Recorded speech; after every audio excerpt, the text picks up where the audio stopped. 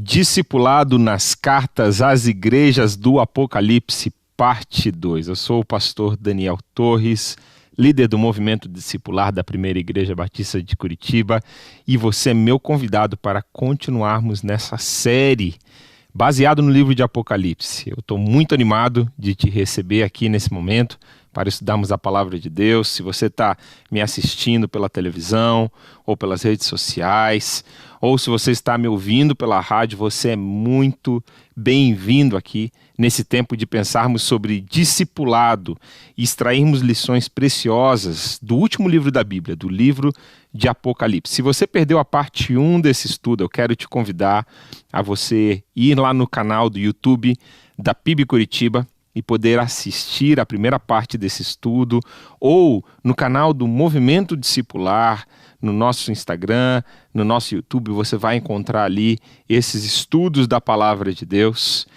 Olha, tempo preciosíssimo na presença de Deus. Eu quero te relembrar algumas coisas importantes que estudamos na primeira parte, que vão ser úteis para hoje e para que possamos mover adiante. O nosso objetivo é cobrir os 3 primeiros capítulos do livro de Apocalipse.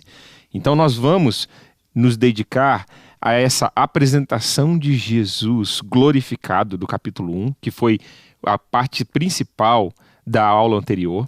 Hoje nós vamos nos concentrar no capítulo 2, as cartas, as mensagens de Jesus para as igrejas, para 4 igrejas. Nós já cobrimos umas, também cobrimos Efésios na semana passada, a carta à igreja de Éfeso, e hoje vamos cobrir mais 3 igrejas. E semana que vem eu te convido para a parte final do nosso estudo, onde nós vamos estudar a mensagem de Jesus para as 3 igrejas descritas no capítulo 3. Então, esse é o nosso plano de estudo aqui para essa série. E eu quero ler com você aqui, se você está com a sua Bíblia, abra lá em Apocalipse, no capítulo 1, versículo 12 ao versículo 20. Eu preciso ler com você essa parte da visão, o início da visão que João tem sobre Jesus glorificado. Tem muitos aspectos nas cartas ali às 7 igrejas que vão ser remetidos desse trecho aqui do capítulo 1. Alguns aspectos que Jesus vai pegando e se apresentando à igreja estão fazendo referência a esses versículos aqui que eu quero ler com você. Lembre-se que o tema principal da carta de Apocalipse, da revelação de Apocalipse, é mostrar para nós que Jesus venceu. Essa é a mensagem central. Não é para poder satisfazer a nossa curiosidade sobre os fins do tempo, não é para falar sobre os detalhezinhos de como que vai acontecer, qual que é o próximo passo dessa revelação e de todo o final do mundo e do início de uma nova era. Não é esse o propósito do Apocalipse. O propósito de Apocalipse é mostrar que Jesus, do começo ao fim, ele reina e que ele triunfará sobre os seus inimigos. Essa é a carta e essa é a revelação do Apocalipse. Você vai ver que, como nós vimos na primeira aula, Jesus ele é apresentado em diferentes ângulos durante essa carta e mostrando o seu poder, o seu domínio, a sua majestade do nosso Rei e Salvador. Então, olha só, versículo 12, João já introduziu a carta aos seus destinatários, né, que são as 7 igrejas daquela região da Ásia Menor, as igrejas que nós vamos cobrir aqui nessa série, e agora ele fala dessa visão que ele teve. Olha só, acompanha comigo o versículo 12. Voltei-me para ver quem falava comigo, e ao me voltar, vi 7 candelabros de ouro, e no meio dos candelabros, um semelhante a um filho de homem, com vestes, talares e cingido, à altura do peito, com um cinto de ouro. A cabeça e os cabelos dele eram brancos como a alva lã, como neve. Os olhos eram como chama de fogo. Os seus pés eram semelhantes ao bronze polido, como que refinado numa fornalha. A voz era como o som de muitas águas. Na mão direita ele tinha 7 estrelas, e da sua boca saía uma afiada espada de 2 gumes. O seu rosto brilhava como o sol na sua força. Ao vê-lo, caí aos seus pés como morto, porém ele pôs sobre mim a mão direita e, dizendo: não tenha medo, eu sou o primeiro e o último, e aquele que vive. Estive morto, mas eis que estou vivo para todo o sempre, tenho as chaves da morte e do inferno. Escreva, pois, as coisas que você viu, as que são e as que hão de acontecer depois dessas. Quanto ao mistério das 7 estrelas que você viu na minha mão direita, e quanto aos 7 candelabros de ouro, as 7 estrelas são os anjos das 7 igrejas, e os 7 candelabros são as 7 igrejas.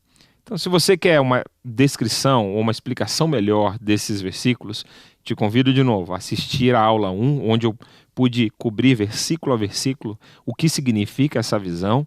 Eu quero, antes de irmos para o conteúdo da aula de hoje, também lembrar a você qual foi o resumo da mensagem de Jesus à primeira igreja, a igreja de Éfeso. Então você pode virar lá para o capítulo 2, acompanhar comigo rapidamente. A igreja de Éfeso, das 7 igrejas aqui citadas, ela é a mais conhecida entre nós, porque nós temos familiaridade com a carta que foi escrita pelo apóstolo Paulo a essa igreja, a carta de Efésios. Então, esse primeiro aviso aqui, essa primeira alerta de Jesus para a igreja de Éfeso é algo muito interessante, né? Um resumo da igreja de Éfeso nessa época, qual era a dificuldade, o desafio, o que Jesus alertou essa igreja.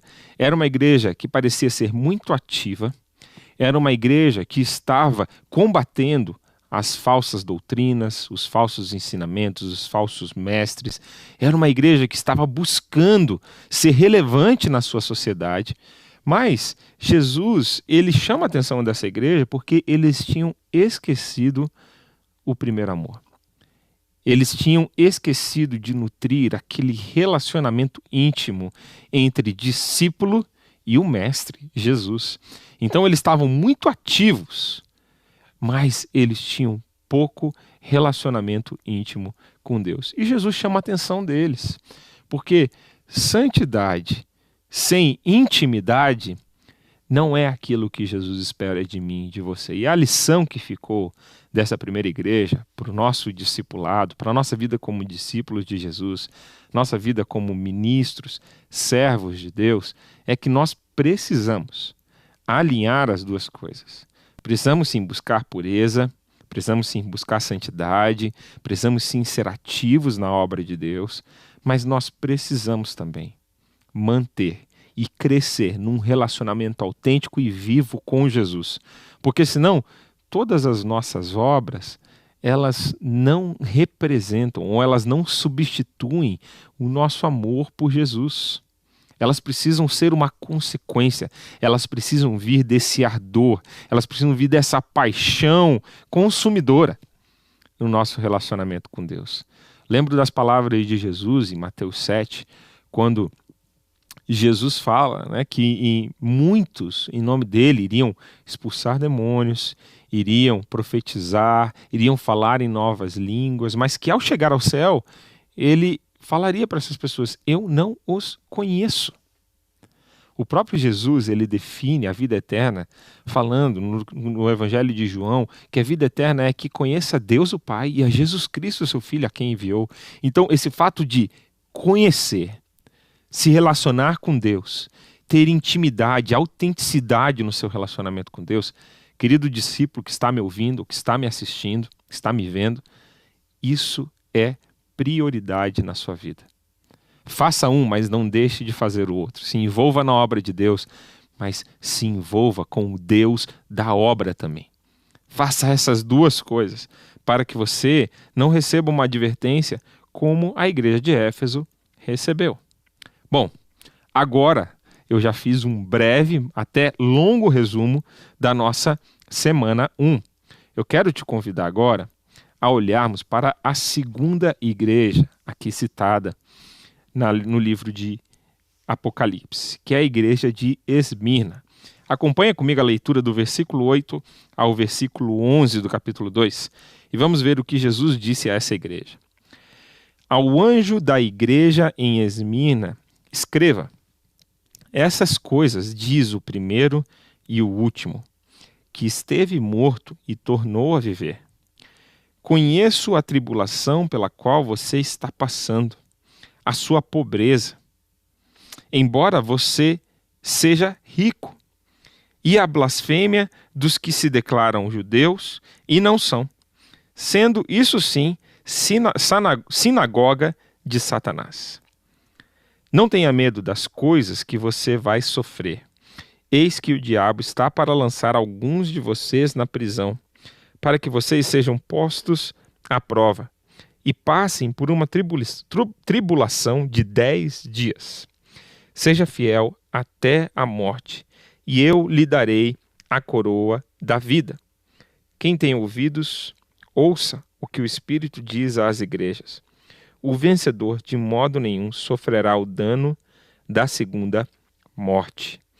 Essa então é a mensagem à igreja de Esmirna. Acho interessante os contrastes que existem aqui entre as cartas ou entre as igrejas. Por exemplo, a igreja de Esmirna, ela é destacada por Jesus porque, embora ela seja pobre fisicamente, financeiramente, ela era rica. Nós vamos ver algumas cartas às igrejas ali no capítulo 3, que a advertência do Senhor é exatamente o oposto. Ela fala, olha, vocês pensam que vocês são ricos, mas vocês são pobres. É interessante esse contraste que, quando vamos comparar as 7 mensagens aos anjos das igrejas, como existe esse contraste. A mesma coisa para a igreja de Éfeso. Tem a igreja de Éfeso que ela se destaca pelo seu serviço, mas ela está faltando em amor.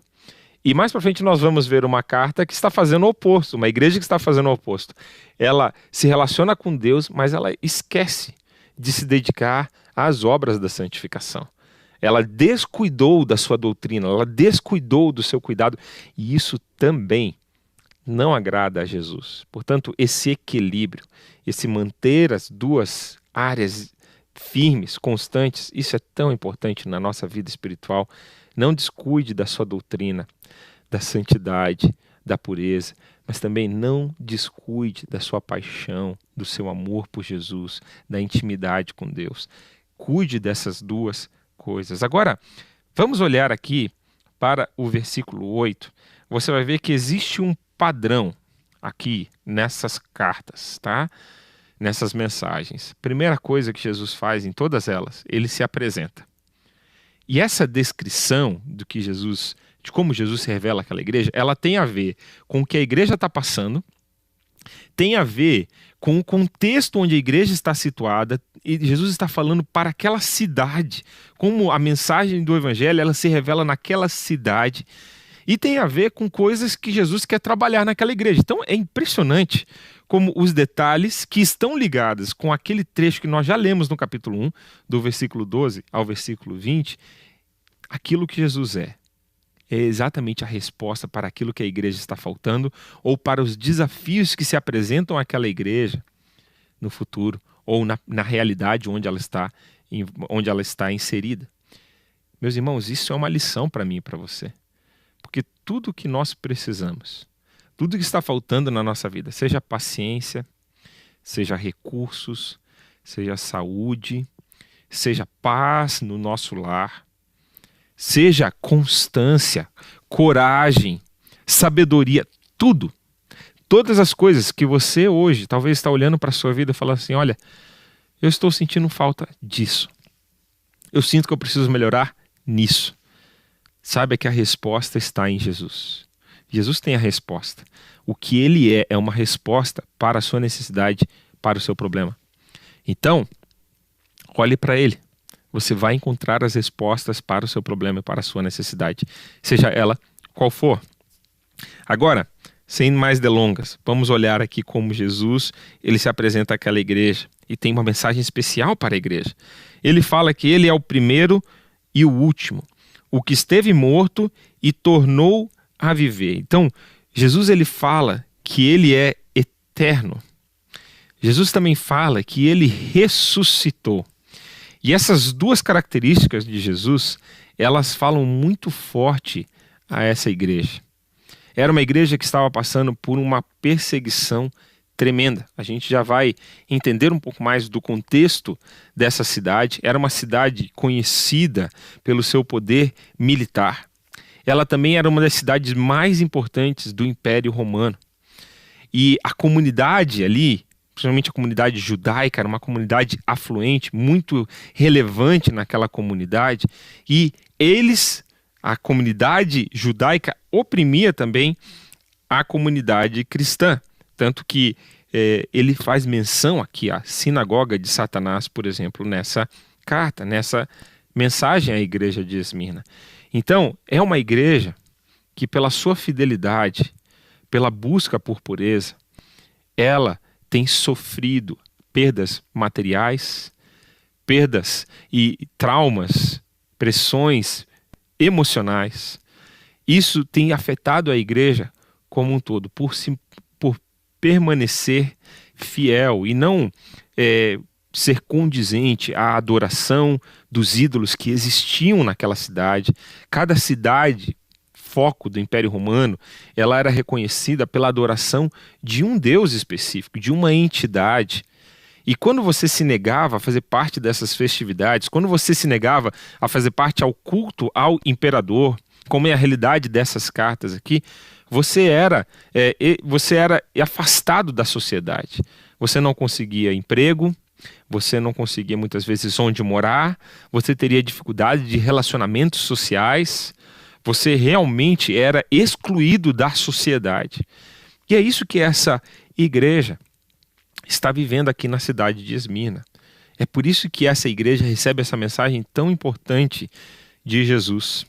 Sabe, uma história dos pais da igreja, dos primeiros cristãos, das primeiras gerações de líderes da igreja, exemplifica bem o que está para acontecer nessa igreja. Jesus fala que a perseguição nessa cidade, para essa igreja, iria aumentar, mas que Jesus iria dar força, iria sustentá-los durante esse tempo de crise.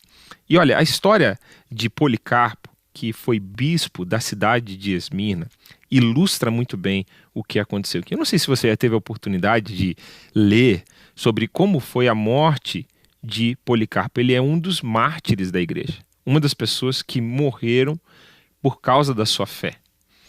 Eu te convido a você digitar aí no Google, vale a pena você ler a carta, ler um pequeno livreto falando sobre o martírio de Policarpo e como que foi essa história. Bom, diz a história da igreja em que Policarpo, ele foi um dos últimos líderes da igreja que teve contato pessoal com os discípulos. Isso já na metade do primeiro século, tá? Quando ele veio a ser martirizado.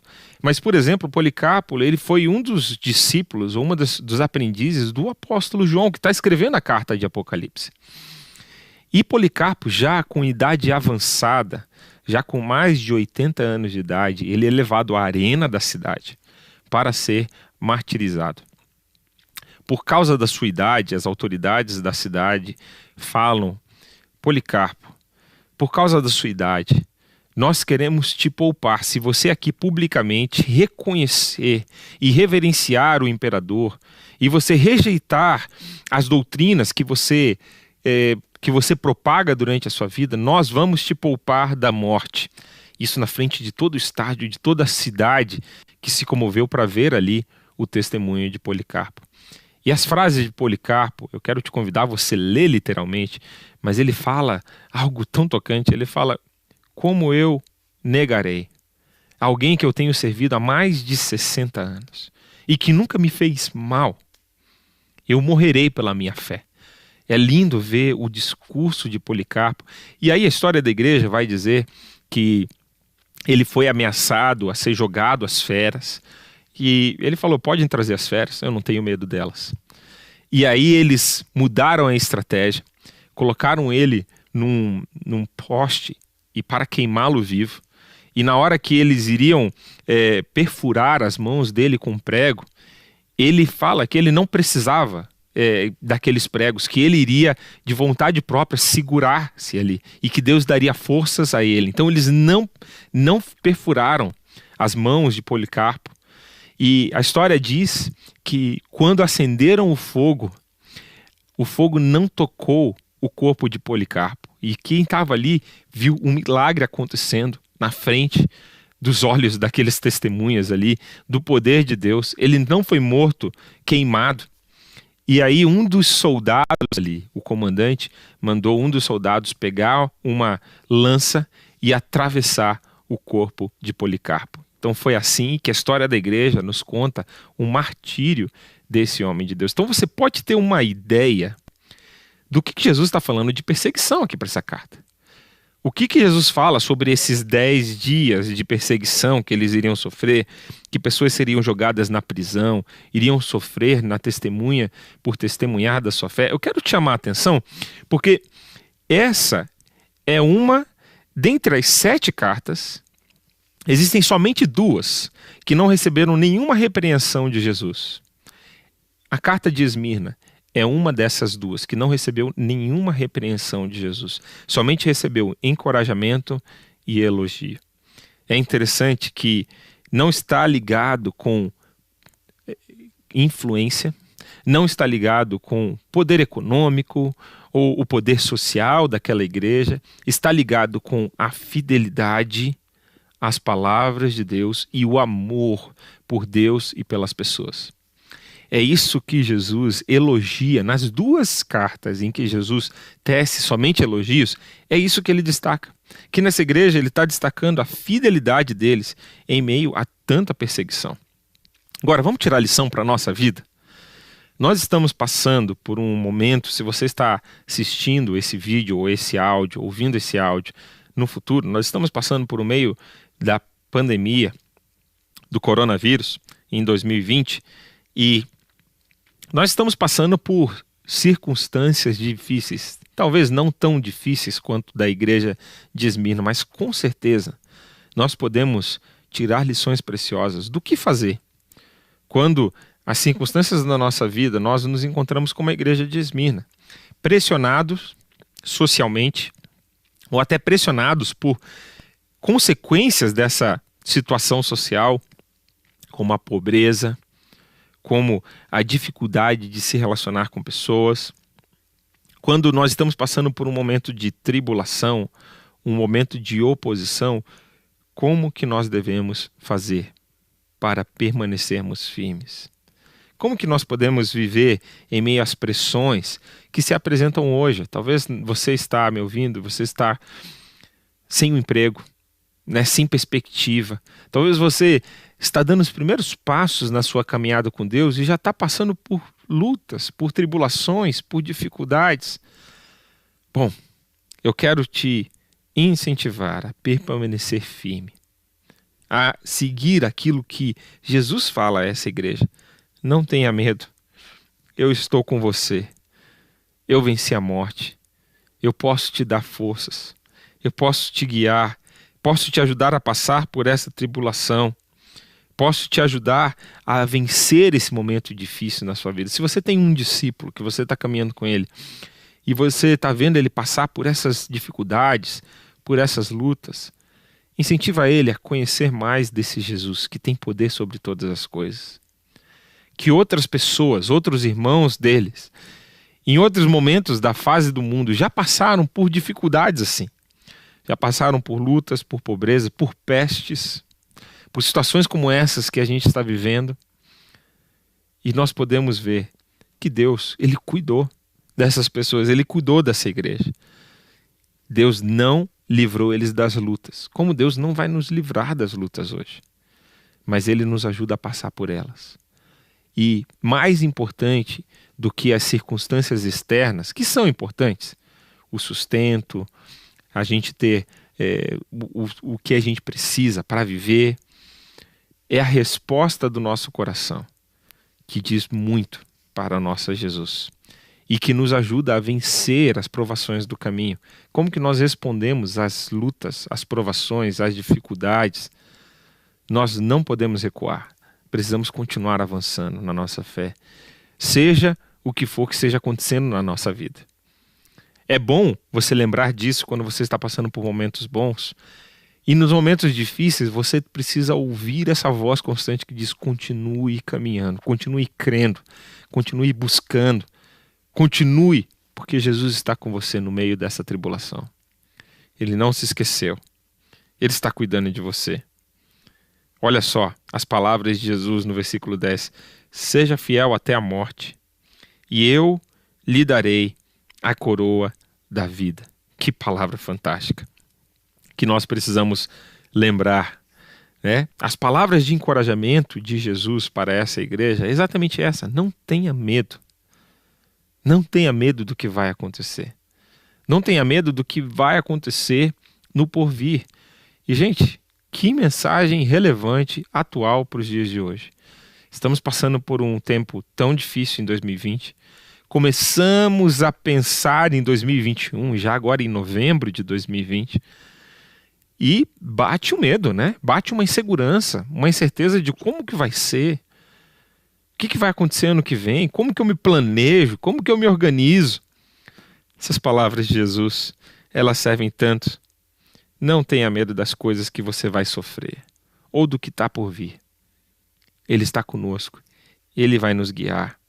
Olha só, uma palavra do livro de Romanos para como perseverar em meio a momentos de tribulação, em momentos de crise. Romanos 12:12. Alegrem-se na esperança, sejam pacientes na tribulação e perseverem na oração. Eu gosto tanto desses 3 conselhos do que devemos fazer em momentos de crise. Não perca esperança. Seja paciente no meio da tempestade. Persevere em oração. Não esmoreça. Não esmoreça. A Bíblia é um livro que fala tanto sobre crises, como liderar, como viver, como sobreviver, como passar por momentos de crise. Quantas dificuldades. Momentos de fome, momentos de falta de chuva, momentos em que a liderança era totalmente contrária aos valores de Deus e aos valores do reino, oposição física, quantas coisas que a Bíblia vai nos dizer e como que os homens de Deus, tanto nos exemplos positivos quanto nos exemplos negativos, eles nos ensinam a como permanecer firme com Deus em meio às batalhas. Tá difícil aí? O que você está passando? O que o seu discípulo está passando? Ajuda ele a olhar para Jesus, a olhar para aquele que venceu a morte, que está vivo e vai nos ajudar a passar por isso. E olha só a recompensa que Jesus promete àqueles que permanecerem fiéis. Ele vai dizer ali no versículo 10, versículo 11, prometendo a coroa da vida àqueles que forem fiéis até a morte. E também prometendo que eles não sofrerão a morte eterna ou a segunda morte. Interessante que todas as cartas, Jesus ele faz questão de combinar aspectos daquela cidade para onde ele está escrevendo com a mensagem. Jesus sabia o contexto, Jesus sabia exatamente a cultura, o que estava acontecendo, as pressões que eles estavam vivendo, a forma em que essa cidade foi construída. Quando você chegava da estrada nessa cidade, ela parecia com uma coroa. Então, Jesus faz essa alusão, provavelmente, sobre o presente ser uma coroa da vida, que ele está mostrando que o mais importante não era ter o reconhecimento, o mais importante não era ser prestigiado e ser aceito por aquela sociedade conhecida como a coroa do reino, né? Ou que tinha aquele formato, mas que Jesus iria dar a verdadeira coroa para aqueles que permanecerem fiéis até o fim. E essa referência aqui sobre não sofrerem a morte eterna, de novo, eu lembro para você daquele exemplo que eu já destaquei de Policarpo, um dos mártires da igreja, que por mais que ele morreu fisicamente, ele não sofreu essa morte eterna, mas ele foi direto aos braços do Pai, onde ele descansa, e ele está vivo, porque Jesus está vivo. Portanto, essas são as recompensas que Jesus promete para a igreja de Esmirna. Agora, vamos seguir adiante, e eu quero chamar a tua atenção para o versículo 12 ao 17, a igreja de Pérgamo. Olha o que diz: ao anjo da igreja em Pérgamo, escreva: essas coisas diz aquele que tem a espada afiada de 2 gumes. Conheço o lugar onde você mora, que é o lugar onde está o trono de Satanás. Sei que você conserva o meu nome e não negou a fé que tem em mim, mesmo nos dias de Antipas, minha testemunha, meu fiel, que foi morto na cidade de vocês, aí onde Satanás habita. Tenho, porém, contra você algumas coisas. Estão aí em seu meio os que sustentam a doutrina de Balaão, o qual ensinava Balaque a armar ciladas diante dos filhos de Israel para que comessem coisas sacrificadas aos ídolos e praticassem a prostituição. Além disso, estão também aí em seu meio os que seguem a doutrina dos nicolaítas. Portanto, arrependam-se. Senão, irei até aí sem demora e lutarei contra eles com a espada da minha boca. Quem tem ouvidos, ouça o que o Espírito diz às igrejas. Ao vencedor, darei o maná escondido. Também lhe darei uma pedrinha branca, e sobre essa pedrinha um novo nome escrito, o qual ninguém conhece, exceto aquele que o recebe. Aleluia! Que descrição incrível aqui. Eu quero, de novo, mesclar a explicação de quem Jesus é com a explicação histórica daquela cidade e como Jesus ele consegue trazer uma mensagem cruzando essas duas questões. Ele se apresenta como aquele que tem a espada afiada de 2 gumes. Você precisa lembrar daquela descrição da palavra de Deus em Hebreus, capítulo 4, versículo 12, dizendo que a palavra de Deus ela é afiada como uma espada de 2 gumes, capaz de separar a alma do espírito. E é essa referência à palavra de Deus, a palavra da verdade, que sai da boca de Jesus, que Jesus está se referindo aqui. Também existe uma referência histórica aqui, porque essa cidade de Pérgamo, ela era conhecida como o centro da adoração ao imperador. Então, aqui tinha o símbolo do procônsul da cidade, do líder daquela cidade, era uma espada também. E aqui Jesus está fazendo essa referência sobre a fidelidade a Deus, a Jesus, e a quem você vai temer. Se é a espada do Espírito, se é a espada afiada de 2 gumes, né, que é a palavra de Deus, ou se você vai se render e temer a espada do imperador. A espada do Império Romano, que era simplesmente o império mais poderoso dessa época. E aqui Jesus ele faz esse contraste, mostrando à igreja de Pérgamo como ela deveria se portar. Bom, aqui nessa carta nós temos tanto elogios quanto advertências. Vamos a elas, né? Você deve ter notado aqui a questão circunstancial, onde Jesus ele fala que ali estava o trono de Satanás e que eles estavam sendo testemunhas em meio à tribulação. Bom, essa referência, bem provavelmente ao trono de Satanás, está essa referência de Pérgamo ser a cidade onde o culto do imperador era um dos locais mais fortes desse culto. E ali ele está falando do centro desse poder espiritual, dessa entidade ou dessa localização estratégica de culto a falsos deuses. E ali ele está falando de como a opressão ou de como a dificuldade com a qual aquela igreja está lidando por essa realidade. Você pode imaginar que os cristãos, assim como os judeus, mas os judeus eles já tinham ganho a liberdade religiosa, eles já tinham ganhado a liberdade de não cultuar o imperador, não se dobrar diante do imperador. Mas os cristãos não, nessa época eles eram vistos como uma seita. E eles eram vistos como ateístas até, em alguns círculos, como pessoas que não tinham um Deus próprio. O Império Romano não entendia muito bem qual era essa nova mensagem de Jesus. E aí eles não davam aos cristãos a mesma liberdade que os judeus tinham de não adorar ao imperador e obrigavam os cristãos a renderem louvores e adoração ao imperador. E esses se recusavam. De novo, assim como a situação da igreja de Esmirna, eles sofriam muita perseguição, principalmente por ser o centro ideológico da adoração ao imperador. Você pode imaginar a pressão? Você pode imaginar você estar no berço, no centro daquela cultura e você não compactuar com aquilo que aquela cultura defende? A pressão que eles viviam, a pressão que eles estavam sofrendo. E olha só, interessante aqui, porque a correção que a igreja de Pérgamo sofre, ela é o oposto, e é aquilo que eu estava falando para você, é o oposto do que estava acontecendo na igreja de Éfeso. Se Éfeso estava sendo veemente, estava combatendo as heresias ali com todo afinco, estava trabalhando, estava firme, mas estava faltando no amor ao Senhor, a igreja de Pérgamo dá a impressão de que eles estavam fazendo ao contrário. Era alguém que permanecia fiel, que resistia, mas era alguém que amava sem se manter limpo das impurezas.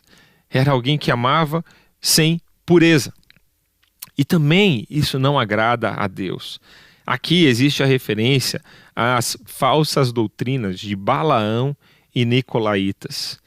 Bom, alguns comentaristas vão dizer que esses dois grupos basicamente são os mesmos, né? Ou a mesma ideologia, muito parecida. E o que se destaca aqui, eu estava até lendo hoje a história de Balaão, que está lá no livro de Gênesis, no livro de Números, né? Capítulo 22 ao capítulo 24. E como que essa história ela vai se desenrolando. O descritivo ali da história lá no Antigo Testamento, pelo menos no livro de Números, Balaão ele vai ser apresentado como um profeta de Deus, mesmo vivendo nas regiões ali de Midian, na conquista do povo de Deus, do povo hebreu, da terra prometida. E Balaão ele é convidado pelo rei Balaque, um dos reis daquela região que estava sendo dominados ou conquistados pelo povo hebreu que estava vindo do deserto para conquistar a terra prometida, e Balaque contrata Balaão para profetizar contra o povo. Só que Balaão, como um profeta de Deus, ele não conseguia proferir maldições contra o povo de Deus, ele conseguia só abençoar, mesmo sendo prometido riquezas, mesmo sendo prometido dinheiro. E se você vai ler a narrativa ali, parece que Balaão ele foi fiel àquilo que Deus fez. Ele falou que falaria só aquilo que Deus falasse para ele. Ele falou que ele não queria riquezas, que ele não queria dinheiro. Mas quando você vai vendo o testemunho de Balaão no restante das Escrituras, no livro de Josué, você vai encontrar referência no Novo Testamento, você vai encontrar referência até aquele episódio entre Balaque e Balaão aqui em Apocalipse. E como Balaão ele não foi fiel a Deus por interesse. E essa doutrina de Balaão é entendido no contexto da Bíblia como ele não deixou de ouvir e de obedecer a Deus naquelas profecias como um profeta de Deus, mas ele acabou impelindo o povo de Israel a pecar contra Deus, dando dicas ao rei Balaque do que ele deveria fazer para contaminar o povo de Deus. E ele falou exatamente essas duas coisas. Olha, se você levar o povo de Israel a pecar por idolatria, a adorar falsos deuses, e se você levar eles a pecarem pela promiscuidade, pela prostituição, o próprio Deus irá julgá-los. Você não vai conseguir, você como rei não vai conseguir vencê-los, mas se eles quebrarem a aliança que eles têm com Deus, você vai ter a vitória sobre o povo de Deus. E olha, meus irmãos, muitas vezes essa é a sutileza de Satanás no nosso meio. Eu achei interessante uma das citações aqui que eu achei do Warren Wiersbe, porque Satanás ele vai usar de várias estratégias para me tentar, para te tentar. E Satanás ele pode vir como um leão que ruge, tentando nos amedrontar, como parece que estava acontecendo na igreja de Esmirna, como parece que estava acontecendo na igreja de Éfeso. Mas quando ele não consegue nos afugentar como um leão que ruge, mostrando o seu poder, ele pode tentar vir como uma serpente. e tentar se infiltrar e conseguir espaços importantes na nossa vida, na nossa devoção. Olha só o que o Wiersbe fala. Satanás não foi capaz de destruí-los vindo como um leão que ruge, mas estava fazendo incursões como a serpente enganadora. Sabe, meus irmãos, eu fico olhando a nossa realidade da igreja brasileira nesse momento histórico que nós estamos vivendo, em momento onde estamos sendo atacados com situações muito perniciosas, com situações muito perigosas, basilando, né? Se você for olhar aqui com esse contexto do que estamos vendo de Balaão e qual foi o erro da igreja de Pérgamo, de ter cedido a adoração a falsos deuses e alguns ter se comprometido, não todos. Você vai ver que Jesus, ele sabe cada um de nós, onde nós estamos, onde nos posicionamos e se estamos permanecendo fiel ou não. Mas ele vai mostrar como alguns se comprometeram nessa busca por popularidade, nessa busca por reconhecimento, nessa busca por prazeres, por ceder às pressões externas e muitas vezes por essas seduções sutis, mas mortais. Sabe, nós temos hoje em dia na igreja brasileira alguns discursos muito perigosos nesse sentido. Talvez o povo evangélico não esteja sofrendo uma heresia ou uma tentação de adorar imagens físicas, mas lembre-se que o coração humano, como dizia Calvino, é uma fábrica de ídolos. Não só imagens físicas podem trair o nome de Deus, mas quando você substitui o Deus bíblico por uma ideologia, por uma teoria, por dinheiro, por fama, por poder, por qualquer outras coisas, isso se torna esse pecado de Balaão também. Porque você está colocando a adoração a outras coisas no lugar que é devido somente a Deus. Você se compromete com altares dedicados a outras coisas que não é o altar de Deus. E sabe, quando a gente vai ver líderes falando sobre a palavra de Deus não sendo suficiente para aquilo que a Bíblia, para aquilo que nós precisamos de Deus, que a revelação da Bíblia ela não é suficiente. Muito cuidado com esses discursos, você que está me ouvindo, porque nós vamos ver que pode haver agendas, podem haver filosofias, ideologias, como uma muito forte, que por muito tempo assolou e ainda assola a igreja americana, que é a teologia liberal, que é quando nós vamos começar a relativizar a revelação da palavra de Deus. E nós queremos começar a mudar, nós nos sentimos no direito ou na necessidade de mudar, de acrescentar, de atualizar a palavra de Deus. Meus irmãos, essa palavra ela não está necessitada de atualização. Essa é a palavra que Jesus usou na autoridade, no seu tempo. Essa é a palavra em que ele ratificou, que ele confirmou. É a palavra com uma espada afiada de 2 gumes que sai da sua boca. Ela não necessita de atualização. E essa doutrina de Balaão, ela pode tomar essa forma esses dias. Ela também pode tomar a forma de sermos incitados à promiscuidade. É a mesma coisa que Balaão sofria aqui. Quando nós começamos a negociar os relacionamentos afetivos, começando a pensar que o padrão que a Bíblia nos apresenta lá em Gênesis, que o homem deve deixar o seu pai e sua mãe e se unir a uma mulher, e os dois se tornarão uma só carne. É tão simples, é tão elementar a forma que a Bíblia nos apresenta, a forma que os relacionamentos humanos, no sentido afetivo, devem acontecer. Agora, quando nós começamos a trocar essas relações naturais, como o livro de Romanos, capítulo 1, capítulo 8, capítulo 2, vão nos dizer, as coisas começam a tomar formas. E aí a gente começa a lutar de dentro da igreja, quando esses discursos começam a aparecer dentro da igreja.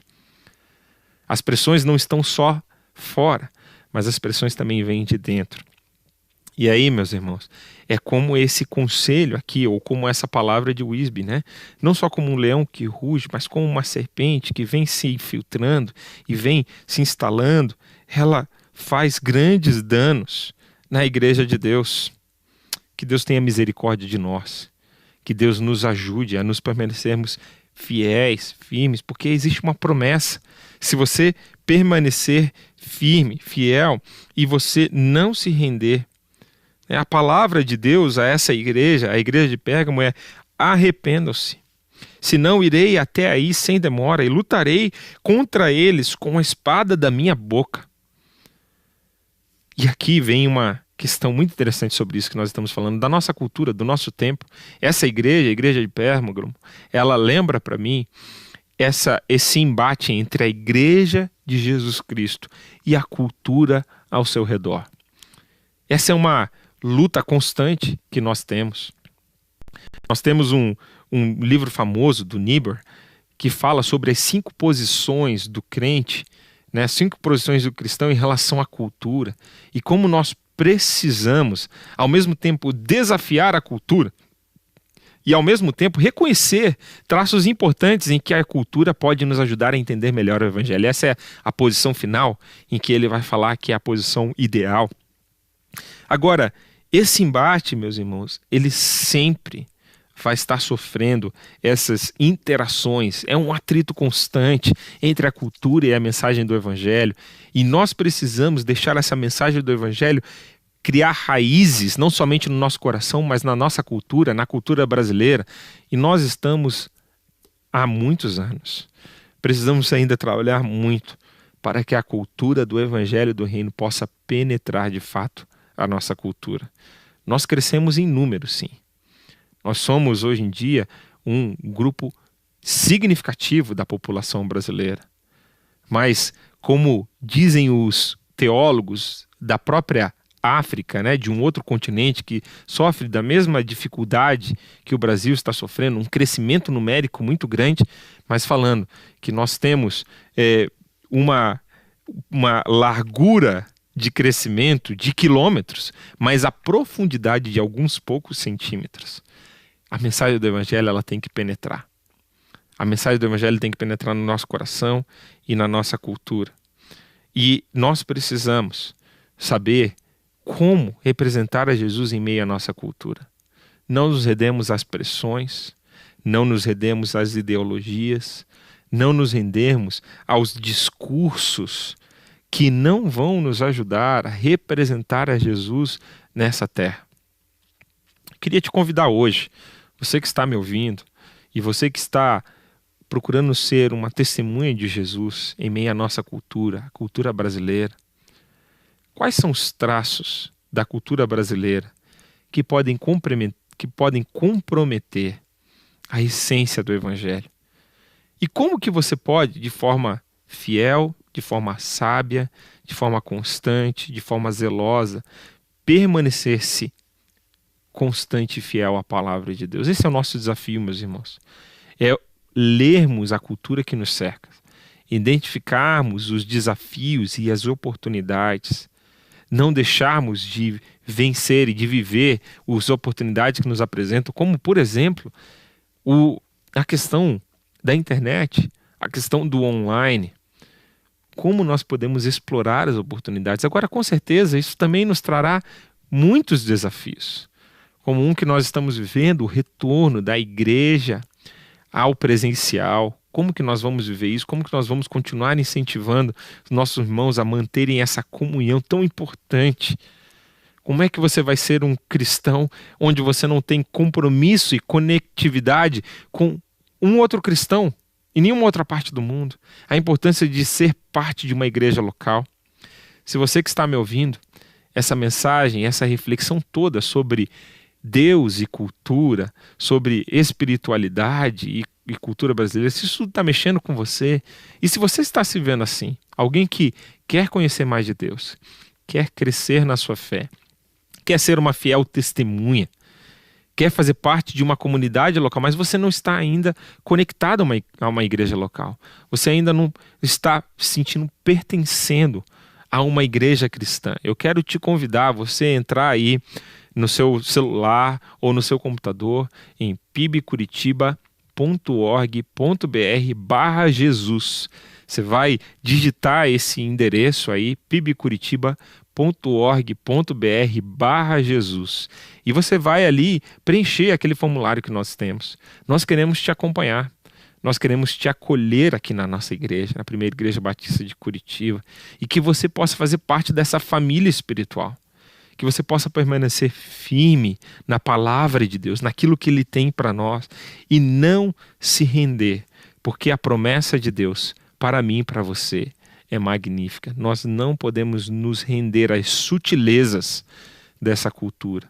Não podemos nos render a essas doutrinas que parecem inofensivas. A doutrina de Balaão, ele foi fiel, mas ele se comprometeu. Ele foi fiel no seu ofício como profeta, ele não amaldiçoou, ele falou exatamente aquilo que Deus falou, mas ele se vendeu, ele acabou traindo o dom de Deus, a fidelidade de Deus, quando ele começou a mostrar como que o povo de Deus poderia se desviar. Quando ele começou a falar isso para os reis e para a sua liderança. Que Deus nos ajude a reconhecer a mensagem de Deus. E a última coisa que eu queria destacar disso é que Jesus fala que ele virá lutar contra aqueles que estão se opondo com a espada que sai da sua boca. Olha, toda vez que alguém se levanta para falar sobre a autoridade da palavra de Deus, lógico que nós precisamos falar, que nós precisamos pregar essa doutrina, mas precisamos lembrar que o próprio Jesus é aquele que defende a sua palavra. É aquele que vem e luta por aquilo que é santo, que é sagrado, as sagradas escrituras, a palavra que sai da sua boca, a espada que sai da sua boca. Então, o próprio Jesus vai lidar com esses desafios que nós estamos vivendo na nossa cultura. Bom, eu pensei, meus irmãos, que eu conseguiria terminar hoje o capítulo 2. Pelo visto, não vou conseguir terminar. Acabei me empolgando aqui no livro, na carta de Pérgamo. E semana que vem, nós vamos cobrir o finalzinho do capítulo 2 e o capítulo 3 com a graça de Deus. Eu quero terminar mostrando para você as recompensas que Jesus promete à igreja de Pérgamo. Ele fala que eles poderão comer da comida celestial, do maná escondido, aqui como diz nas Escrituras.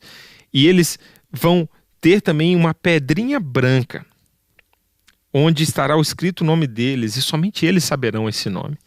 Parece estranho se você não entende a cultura onde ali estava inserida a igreja de Pérgamo. Lembra que aquela cidade era a cidade onde o culto do imperador era mais forte, era o polo do culto ao imperador. E esses cultos, eles se davam em banquetes, eles se davam em celebrações, em festas. E aquela igreja, por permanecer fiel à palavra de Deus, se recusava a participar dessas festas, dessas celebrações que envolviam toda a cidade. E Jesus está lembrando eles que pelo fato de eles estarem se abstendo de celebrar a cultura, de se render aos encantos, aos charmes, às pressões, às sutilezas, às delícias da cultura, que no porvir, Jesus mesmo daria o verdadeiro banquete a eles. Jesus mesmo daria aquela pedrinha. Alguns dizem que esse tipo de pedra era como se fosse o ingresso para essas festas, era como se fosse o ticket para essas festas. Bom, aqui Jesus está usando esse símbolo que era comum para eles para dizer, olha, vocês terão essa entrada garantida na festa do Cordeiro, na celebração final, vocês farão parte disso. E eu lembro lá de 1 João, capítulo 2, versículo 15, eu encerro com esses versículos, lendo para você, não amem o mundo, nem as coisas que há no mundo. Se alguém amar o mundo, o amor do Pai não está nele, porque tudo o que há no mundo, os desejos da carne, os desejos dos olhos e a soberba da vida não procede do Pai, mas procede do mundo. Ora, o mundo passa, bem como os seus desejos, mas aquele que faz a vontade de Deus permanece para sempre. Eu desejo que Deus abençoe a sua vida, que você possa permanecer-se como testemunha fiel de Jesus, não se render aos encantos da cultura e das coisas e pressões ao seu redor, mas que você possa ser encontrado fiel e você possa ser recebido pelo próprio Jesus nas bodas do Cordeiro, na celebração do céu, e que nós possamos